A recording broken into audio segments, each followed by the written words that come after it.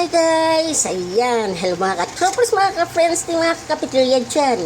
Welcome again to my cooking vlog. Ngayon naman ang aking flex ay Bicol Express. Ayan, Bicol Express ang aking iluluto. Ayan. Ayan, ang aking flex ngayon ay Bicol Express.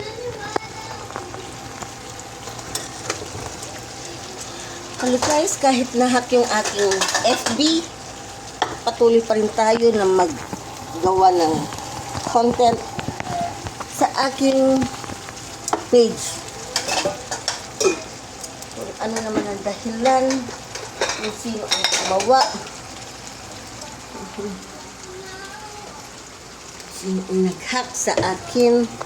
Grabe siya, mas mayaman pa siya sa akin kasi naka-iPhone 12 siya. Ako na hinak niya. Mumurahin lang ang aking. Ayan. Ito, kita nyo? Ay, natimba. Yan, okay na. Ganyan na. Maganda na. Ayan. Ito ang aking Bicol Express. Ayan. Ito ko pa lang yung ayan. Kasi, kaya hindi ko pa nilalagay yung seal, guys. Kasi, ano yan?